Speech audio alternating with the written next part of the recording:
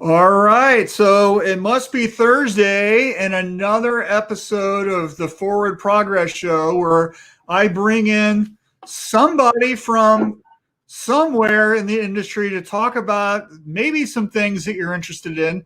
And today I've got my good friend Rob Coleman with NazDar SourceOne. And Rob, I think I've known you probably, 20 something years? I don't even know how long Yeah, I've I known you. think you're starting to date both of us now. I don't know if we want to go there. Yeah, a long time. We'll put it that way.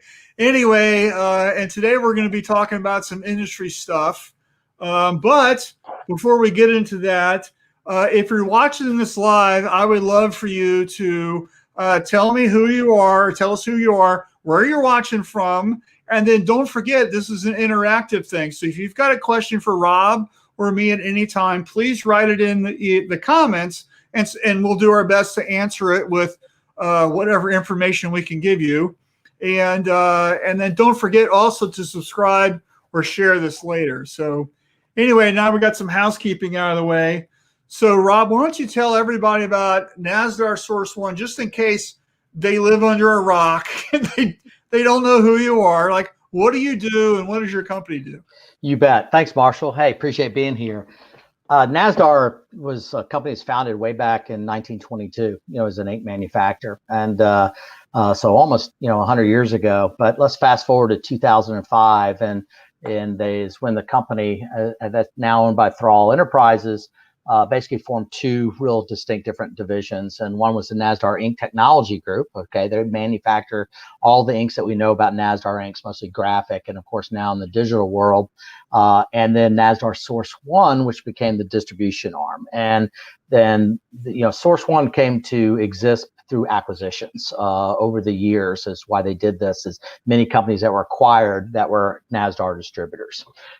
So we are the distribution arm in NazDar. NazDar, as I said, manufactures inks for lots of printing applications, except for printing apparel, which is where we distribute other companies like the Wilflex brand and the Magna brand and others, for instance. Excuse me.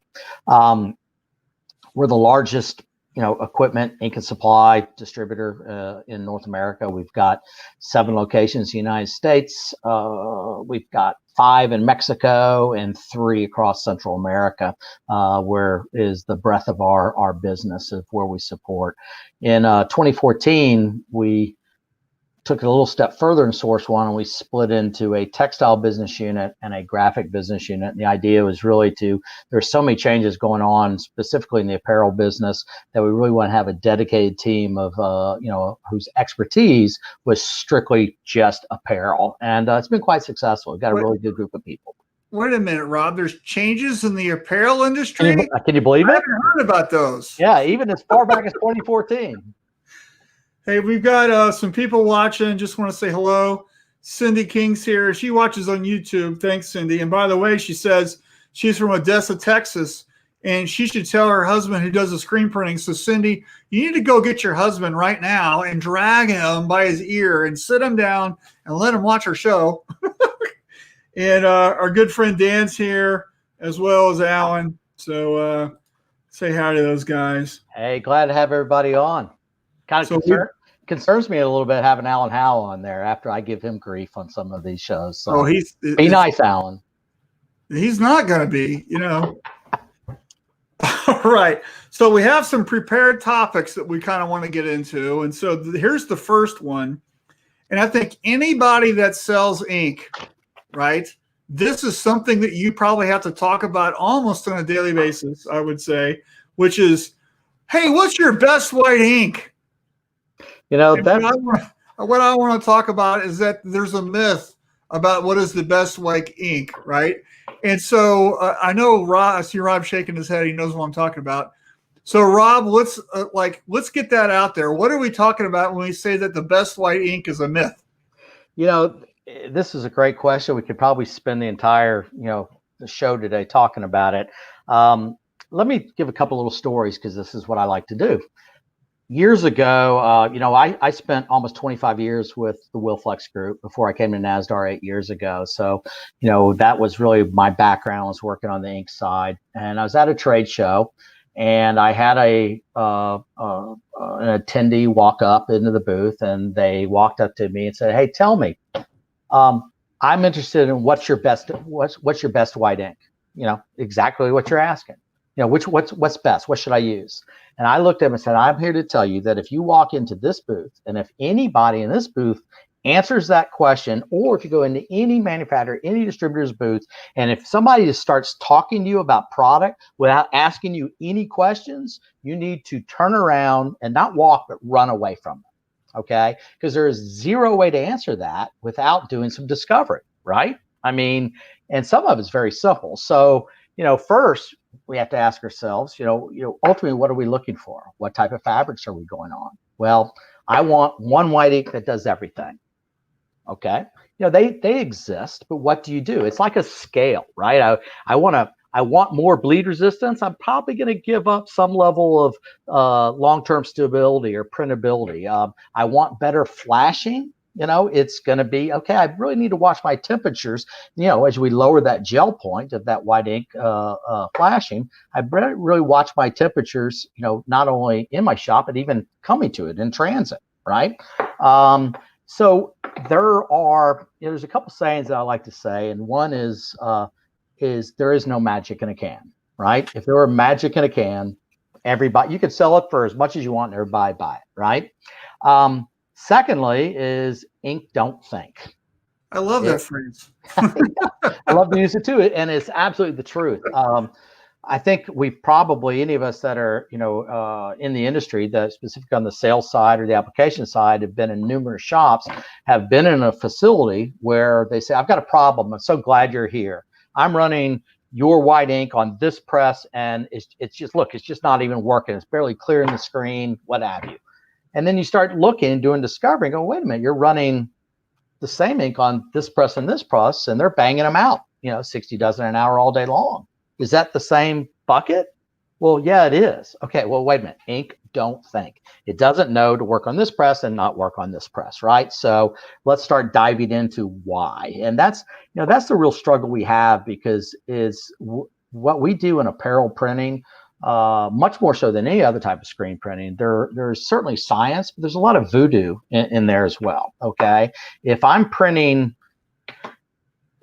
doing just injection molded parts, once I get the temperatures and the pressures and the time set, as long as I keep that hopper filled with my red pellets or whatever, it's going to pit part after part after part. And that's not what we do. There's so many things. So, kind of in a long way around here, what I'm getting at is you have to know exactly what it is that you're looking for. Okay. And what's the most important thing? And it's almost like, buying a car, what's the most important thing to me? Frankly, I don't care if it has a sunroof, right? That's going to be way down as a 1 on my scale, 1 to 10, but for somebody else, it might be an 8, right? So everybody is different as far as what their needs are. The biggest thing I would say of any white ink is, we talk about, you got to have good products. Without good products, you're going to be hard pressed to get good results. But just as important is good processes. It's processes and products, period. End of story. If you don't have the right pre-press, so we don't have, good consistent tension, and we don't have a good EOM on the screen, if we don't have, if I've got a 7-year-old squeegee that waves like this, how are you going to expect to get a print? So it clearly is, it's like baking a cake. You've got to have, the cake is only as good as all the ingredients you use in the proper ratios to get there. Yep, exactly. And so we have some comments here. Alan says, "Hey, Rob." Dave Eggers in Milwaukee says, "What's up, guys?" James Orlani says, "Hello." Alan says, "Be afraid." Yes. Ray Smith says, "Don't try to sip coffee and talk at the same time, Rob." There's a story there. Dan says he's looking for the unicorn white. It must be a silicone white, right? Oh. And Cindy says, "Okay, he's set up in his office now. Thanks, Cindy." And Rob Wolfleck stories. And then also Alan says, "You're speaking the truth." So got through those. Oh, I got some more here. White ink complaint. I first look at the screen. That's one of the things I do also, Ray. Um, Alan says fundamentals, preach it. And ask Rob if he sells spin art, right? Oh, there's a story there too, man. We got lots of stories, but right. So I think it really comes down for a shop, right? It's just looking at your internal processes and just understanding that there is a craftsmanship level. There's a minimum level that you have to hit to have a decent anything as an outcome. And if you skimp, especially further upstream in the process, it's really hard to have a good result down here at the end. And where I'm talking really with screen print production is really in the screen room, right? So if you don't have good screens, and Alan's watching, he's got a whole thing on that, right? But if you don't have good screens, there's no way you're going to have a good print. You're 100% correct. It's called screen printing for a reason, right? It is, right. Another analogy you use, and Ray's spot on when he's saying that's the first thing he's going to look at. Okay. Another good analogy is this. People buy, $100,000 automatic presses. They buy, the 50,000 dryers, $1,000 gas dryers to cure them. And if you skimp on the screen part of it, it's kind of like running retreads on a Ferrari. No, you're going to probably run top of line Pirellis, right? I mean, right. Or something of that nature. And I'll leave you with this too. Is I said I've had a couple of little sayings: ink don't think, magic in a can. And another one that I really like, and it's the truth about screen printing, specifically apparel, is last in the process, first to blame. Okay, so to Ray's point, that's exactly right. So it's all about really focusing in and trying to understand what is that recipe, what is that proper processes and product to get the desired result. Right. Yeah. I've been in so many shops where, they're double stroking every single screen, and they're just like, it's like 4 or 5 minutes to print a 2-color because they have to go around the press multiple times. And it's like, what are you people doing? It's like, well, this is how I learned. Right. And then just they don't invest in proper techniques and how to learn and how to do stuff. And, the outcome is, you get what you get because you don't know any better. Right. So, and here you go. Alan likes that one. I'm stealing that one. I got it from Rob, plagiarism. All right. So that's cool. So anyway, I love the fact that we finally put the myth of the best white ink to bed? No, because you're going to be answering the same thing next week, I'm sure. Well, it is as a manufacturer, you used to always say, "What's the white du jour?" Right? And the reason is because people are always looking for the unicorn, as Dan Solomon just said. In fact, that'd probably be a great name for one, Dan, is unicorn white. But it really doesn't exist. It's kind of a bit of a pipe dream. But you look, and there are so many white inks out there, and it makes sense. I can tell you that most companies, distributors, manufacturers, if you take all their direct printing white inks, not blending whites, just regular, it's probably easy 35, probably 40% of their total revenues. So it's a limited number of SKUs that generate a lot of revenue. So that's what everybody is always going after, right? If I'm somebody and I want to go in and here's a guy who can spend $20,000 a year worth of plastic, just to pick a number. Right. And I know I can go in with one product and sell them $8,000 of it. Why wouldn't I focus on that? Sure. Well, I've done a lot of studies in white, and I did one time I was leading a shop, and what I did is I think it was about 8 different types of white from different manufacturers, different reps. And what I did is I printed this on a badger red shirt, which is, kind of a difficult shirt to print on because you're going to get some dye migration.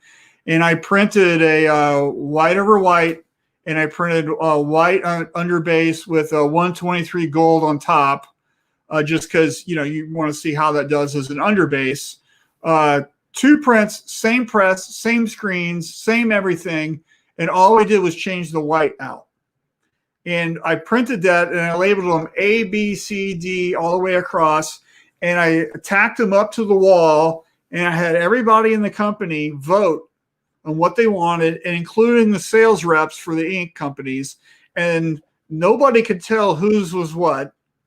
And the leading actual white, just as a pure white, was the QCM white, because it's got that little blue tint to it, and it had the optical brightener, and it looked really bright, but it didn't work as under the yellow because it made the yellow look green, right? And so it was just the amazing white or sprint white or wherever we're using was the one that did the best, that got the most votes, right? Yep. And so it's just one of these things where just the grass isn't always greener, right? But sometimes you just got to test the stuff out. Yeah, I think you owe it to yourself, frankly, to specifically if you're in slow times, whenever that may be, is to look at what products are out there. You know, there's a lot of really good products, and there's some that have been sold, have been top selling products. I know for Wilflex for 20 plus years that are still great products, but yet they continue to come out with new products too. So, and you brought up a good point about the optical brighteners. White isn't white. You know what? Walk into a Staples and look at paper. Okay. You could look 5-6 different types, brands of copy paper, and some are whiter than others. And it's the same thing with your plastisol inks, for sure. And they will all have an effect on ultimately the saturation of your color that's going on top of it. Yeah, right. Okay. Well, great. So let's get to the next topic, which is upgrading equipment. What do shops need to know? So the reason I'm bringing this up is because, you sell equipment, but I think everybody right now is we're looking at how do we do more things in our shop with less people. So we're looking to automate some part of our process. And so how do I know what to do? How do I make that decision from a return on investment? Because everybody tells me, hey, you got to make sure you pay it off within about 18 months, right? That's kind of like the standard business thing. So what do I need to know? How do I even do my homework? How do I do my math? And so I'm sure you've walked more than one shop through this process. So kind of help some people out here with that. Yeah, no, that's a great question. And there's a lot of different ways to answer it. First, I'll say that I'm an expert at spending OPM. Do you know what OPM is? Yeah, other people's money. Other people's favorite kind. There you go. But with that being said, what's happening, and really it's always been the case, but now you look at something that's happened here with the COVID crisis, and you look at the needs to be as nimble and lean as possible, and ultimately it's what can I do with less people, and that's just a fact, right? And specifically, if I'm doing type of work where I'm competing with things that may be coming either offshore or near shore, right? Where you got significant labor savings anyway. So where we're seeing the biggest amount of interest and growth right now is, I will call it pre and post press automation. Okay. Yes, people that are still expanding and buying new automatic presses and the bells and whistles. And there's a lot of new developments that have happened there with M&R, for instance, even recently. But when I say pre and post press, it's anything that's going to help me be leaner, but at the same time, and this is really the intangible, it's hard to sometimes to put an ROI around, that's going to make me consistent, predictable, repeatable. Every time. CPR. I'll steal that phrase from the late, great Joe Clark. That's what he taught me many, many years ago. CPR. I love it, right? And so what I mean by that is let's take something as simple as a screen coder and just throw a number, 15 grand, okay, to get into a screen coder. That's going to give me, once I dial it in my different mesh counts, every single time a consistent emulsion coating, right? So what does that mean? Well, for one, if I've got a consistent emulsion coating and consistent EOM, I'm going to have consistent color on press. Okay, right? Why is that important? Setup times, having to modify ink. So how do you even put a number on that unless you've really done the time studies and see where your downtime is and what's causing you delays in your shop. Another thing a lot of people don't think about, and I've seen somebody wanted to say, I want to get into automatic reclaim, right? It's messy and I hate it, and I can do it with less people. Totally agree. Great place to be. But yet they don't want to invest in an auto screen coater. Now that screen reclaimer is going to work much better and more consistent with a consistent emulsion coating on the screen, right? So it really does all dovetail and tie in together. So where we're seeing that between screen coaters, between developers like an EcoRinse from M&R, from the emulsion remover, the Ecotex machine, the Post. Also, yes, thank you. Oh gosh, the CTS, exactly right. Is he going to say that word? I was like, waiting for that. Well, and all of these really, again, dovetail together to not only reduce your labor, but to make you more efficient because of the ability to have more consistent, predictable results.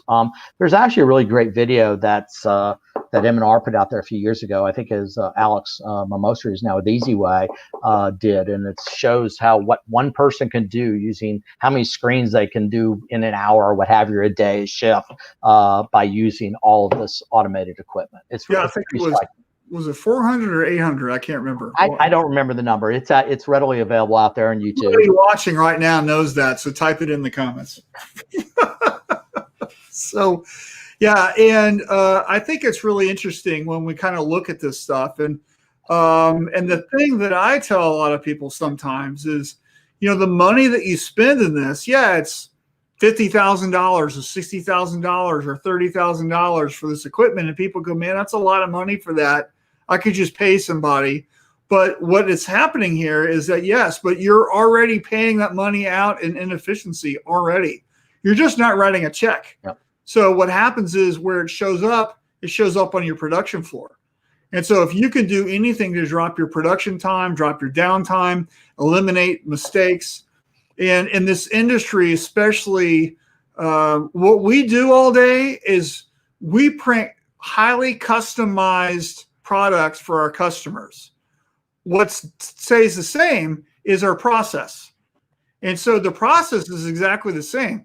We burn screens every single time. What's on the screen is different, but the screen's always the same, right? And we have to print it, and we use this press all the time. But what's different here? You could, squeegee durometer or whatever, right?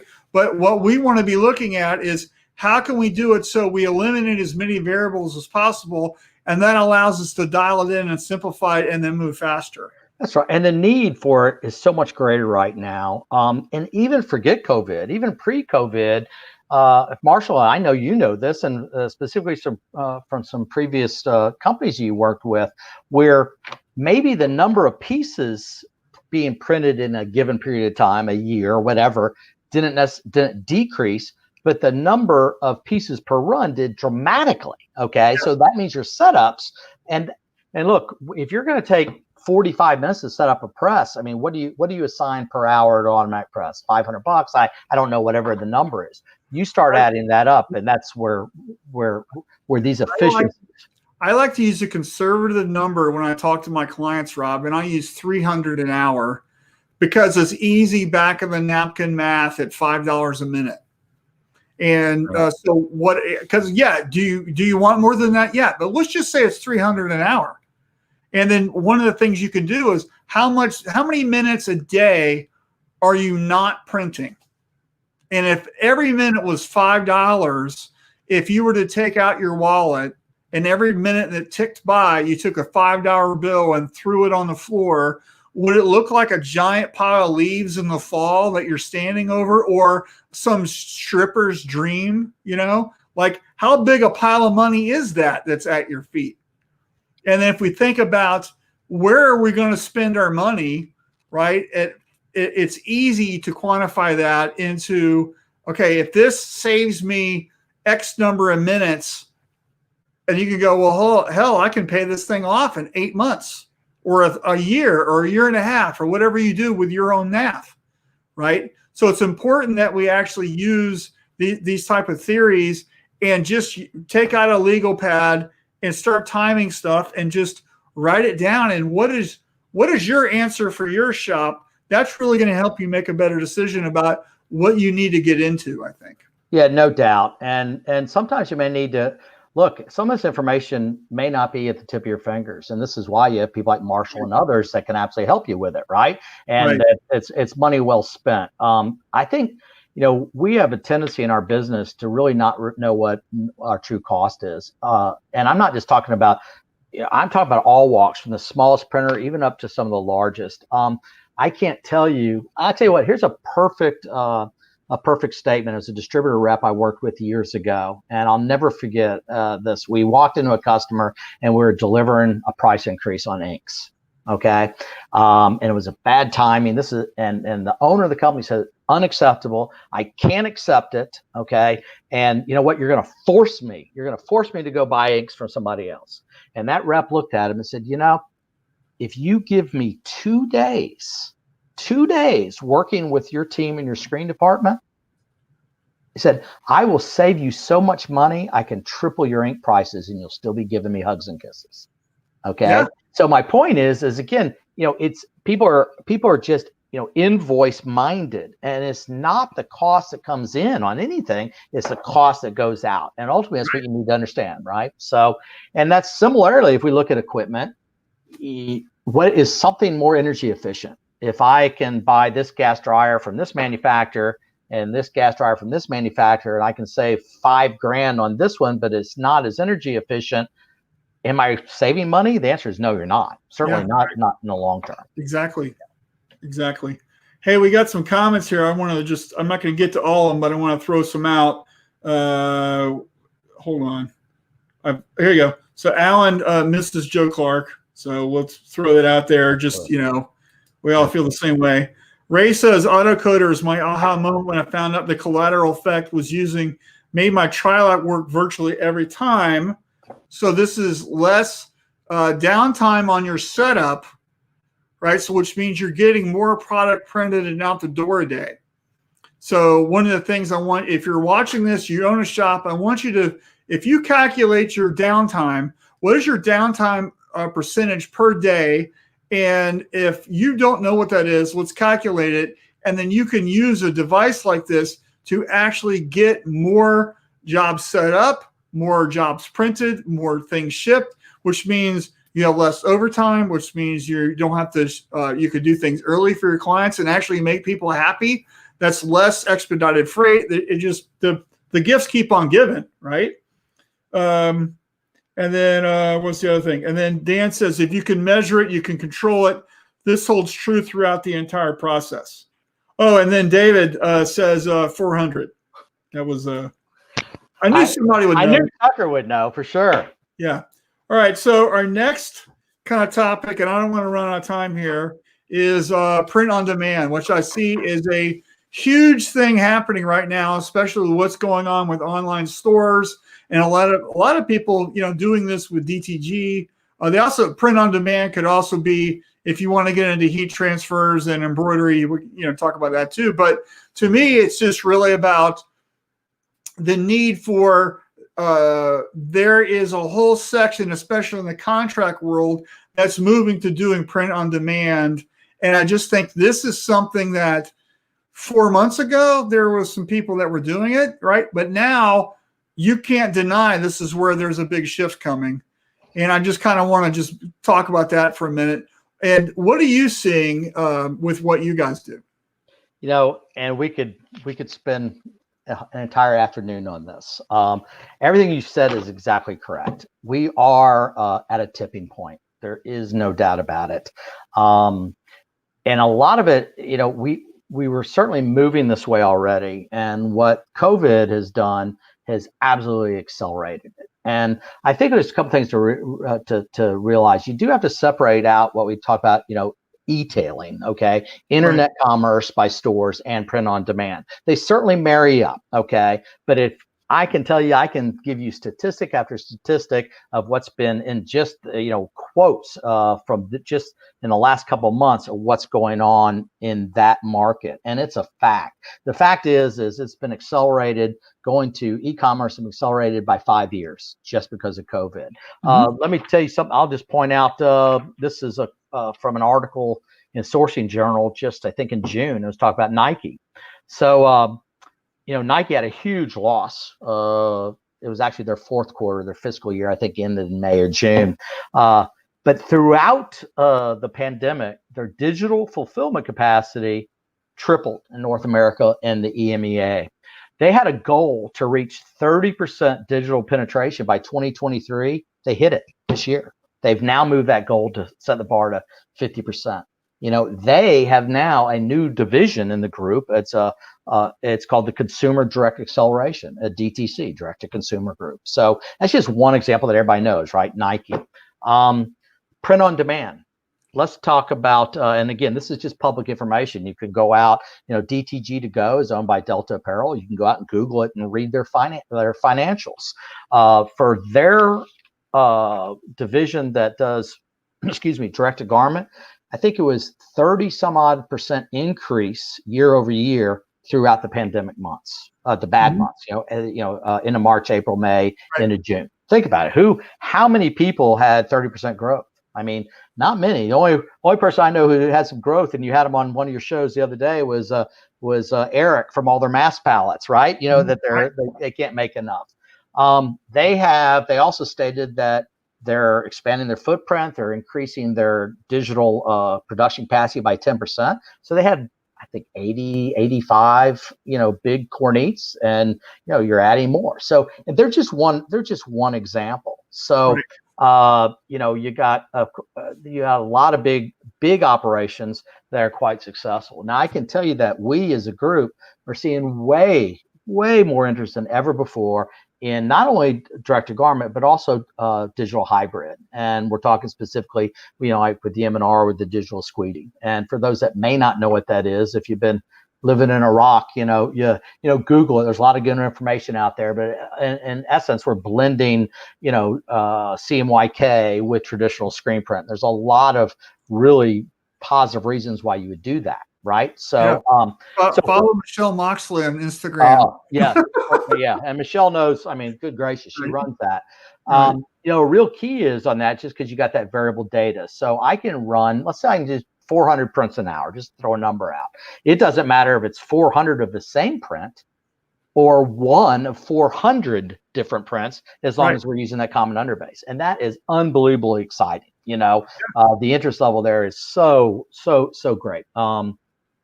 But the actual, I've had a lot of people talking that are screen printers, specifically, I'll say smaller, mid-sized printers across Americana, who say, you know what, this whole direct to garment and onesie, twosie stuff, that's not my market. My customers want a high level of service, and I can give them what they need screening, and there's no reason for me to even look at that. And my answer is always very simple. I said, you know what, you may be right. I said, but the problem is this. Is the days of lead times and minimums are going to go away for you. And you're not going to be able to hit them because people aren't, they get used to it. And specifically as we have a new generation. If my daughter can't, I can hold this and order from this phone right here and have something tomorrow, she's probably not even going to order it. Right. Yeah. Well, so, I was talking with the shop owner earlier today, and they do a lot of promo, right? And they don't have any in-house production, and they're outsourcing their stuff. And their guy that they were using is switching some things up, and they're right now they're a little busy. I think they're a little understaffed. Their current lead time is 7 to 10 business days, right? And that's unacceptable. And he's trying to find a solution right now. And we've been talking about like bringing his own DTG stuff in house for a long time, and he's been trying to find some real estate to get a warehouse and do that. And in the meantime, he's got work to do. But the point I'm trying to make is a lot of the older shops, the legacy shops kind of thing, I'd say if the owner is over 40, right? I don't have stats in front of me, but this is what it feels like, is just stuck in the this is how we used to do it mode. And these are the people that aren't adjusting to the new future, which is all about speed, which is all about lower minimums, which is getting to what Kudray calls, the order of one, right? Everything goes to a unit of one. And so it's like one of these things where just understanding that the market is changing, the needs are changing. And there's a great quote by Wayne Gretzky, which is, good hockey players skate where the puck is, great hockey players skate where the puck is going to be. And guess what? The puck is moving on us. And I see so many decorators just skating in their own lane like they always have been and wondering where all their sales went. I would at least offer this. I'm not saying go out and just buy a bunch of equipment. Clearly, that would be a mistake. You need to have a business plan. But at the very least, you need to at least be developing relationships with those that can do it, even if you're contracting the work out. Yes. This may resonate a bit. And don't listen, the numbers I'm going to give you aren't necessarily exact, but let's just talk about traditional printing. Roll the clock back 10 years ago, right? Where people were printing seasonally for department stores. You had like 8 weeks of design and 6 weeks in production and 7 weeks in distribution and sales, right? So the better part of a damn near a half a year. Then it moved very quickly to fast fashion companies like Zara and Forever 21 and all those, right? Yeah. Now what happened? You've got design like 1 week and production a week and 2 weeks. So you went from damn near a half a year to a month. On demand, you pretty much do everything in 1 week. Yeah. And that's what the consumer is going to be demanding. Yeah. So we've got some quotes here, and this is my favorite so far. Is Alan says, "This is how we always do it," said the buggy whip. Right. Early adopters survive. Right. That's great. I think the need has always been there, but now the pain point is felt to a greater degree. And Ray says his aha moment was finding the additional advantage of the DTS was near perfect Trilec registration. That I think I already put that up there. So you just wanted to give Ray two shout outs. Well, he's got the coolest beard in the industry, so he deserves it. Yeah. So, all right. So we got a couple minutes left. Let's get to our last topic, which is crystal ball time. So the direction for the industry, Rob. So what do you, we're trying to get to the end of this year and survive. I think we're all in agreement with that, right? We all feel like we're in a horror movie, right? And we've just ran through the graveyard and the car won't start and the guy with the chainsaw is behind us. And we don't know, we hopefully we can escape. And if we could just get to January, everything will be okay, right? That's kind of how I feel. Where do you think this industry is heading? And just what are, for next year, even just end of the year, what's your take on that? This is, we're beginning to start our planning, our financial planning for 2021. And one of my counterparts had 3 crystal balls, and one of them said, what management thinks you should know is totally crystal, and then the next one was milky, and what reality is, it was just this black ball. Okay, you can't even see in it. And we are in, I hate to use trite terms like unprecedented times, but we clearly are. Okay. Yeah. So, for instance, on this call, I could probably name 5 or 6 people that have already chimed in that I know are bouncing off the walls because they love being out in the field and doing things and helping their customers. And that's clearly not happening now. So we look forward, trade shows. Well, our big trade show, as most people know, the biggest one for apparel is in January in Long Beach. I would love to take the over under on that because I'll take the under that it ain't going to happen. Okay. Right. Even if there's a vaccine in December, I don't think people are getting on planes and traveling into Long Beach. It takes quite the effort to actually go to that thing. And for somebody who's been going to that show and all the other shows for years, right? And I was talking with somebody the other day about, I don't even know if there'll ever be another trade show, right? Or do we need like 8 of them all around the country? Can't we just do one? Well, right? I certainly hope so, because I've always enjoyed when Poly One, now Avient, would have their their occasional little party at the little Irish bar across from Long Beach Convention Center. That's the best party. I've always enjoyed that, and but listen, it's hard to believe that there wouldn't be now. But clearly, what's going to happen. You're going to see, people are scaling back in significant fashions. In fact, even beginning to think, can I get a better bang for the buck? If I'm a equipment manufacturer and I'm spending, I don't know, let's throw a number, $100,000 at this trade show, would I be better off taking that $100,000 and maybe bringing in real hot prospects and bringing them into my facility and doing dog and ponies and demonstrations right there? I don't know. These are things that people are certainly thinking about. And it's, listen, I love trade shows. I think there's a lot of great content out there. I know you speak, people like Alan Howe, others that deliver lots of good content. I think that content can still be delivered other ways, just as been being done. It's not quite the same. There's something about being live, I just say there's so much unknown right now. I think the way we just do business, and entirely, I will say this right now more than ever. I think I've always felt this really deep, in my soul, but your salespeople, for you as a customer, they need to deliver purpose and deliver content.